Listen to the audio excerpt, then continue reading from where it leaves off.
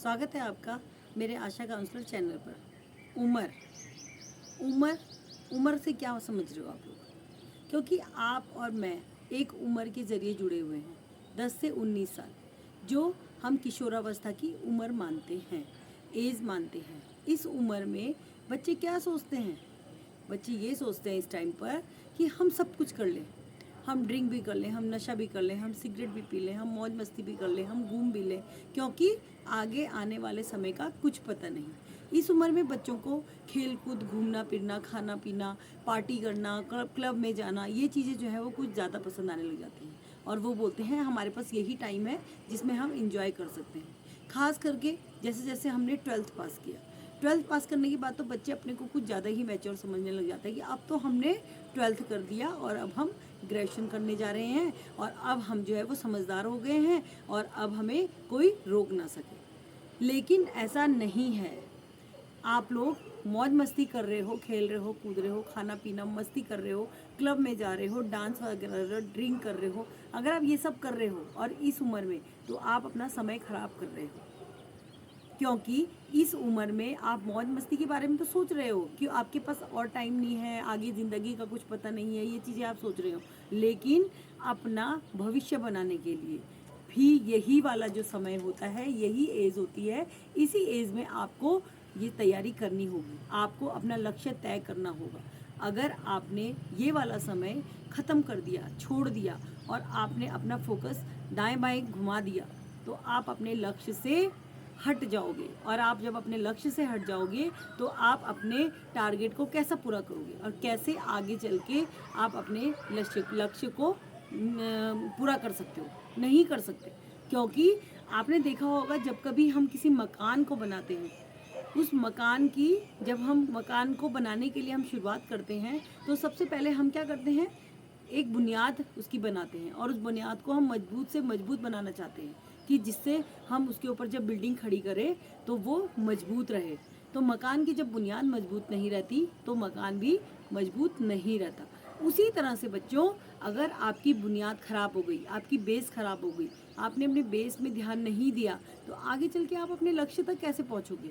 और यही वाला जो समय होता है, वही आपने अपने लक्ष्य को पूरा करने का भी टाइम होता है। क्योंकि 12th के बाद आप लोग सोचते हो कि अब हमें क्या करना है, क्या नहीं करना। अगर जिस बच्चे ने अपना सही लक्ष्य चुन लिया, वो अपने टारगेट को पूरा कर लेता है। और जिन्होंने अपना लक्ष्य नहीं चुना और वो टाइम पास करने लग गए, घूमने फिरने लगे, आज हम ये कर लेते हैं, आज हम यहाँ घूमने चल लेते हैं, आज हम ऐसा कर लेते हैं, आज हम नशा भी करके देख लेते हैं कि हम कैसा होता है नशा करके, ये भी देखना चाहिए।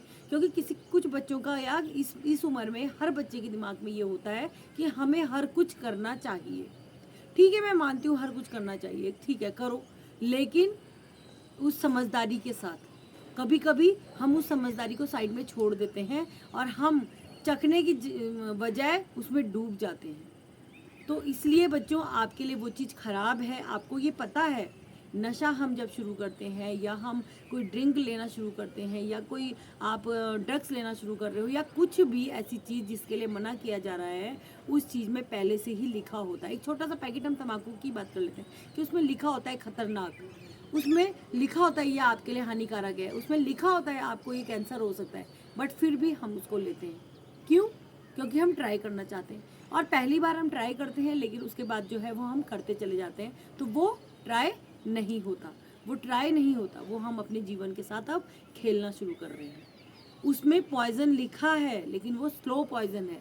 आपको खा के तुरंत मौत नहीं हो रही है, आपको धीरे धीरे आपके अंदर से जो है वो जहर फैलता जा रहा है और एक समय ऐसा आ जाएगा कि आप उसमें डूब जाओगे और उससे बाहर निकलने का कोई भी रास्ता नहीं मिलेगा।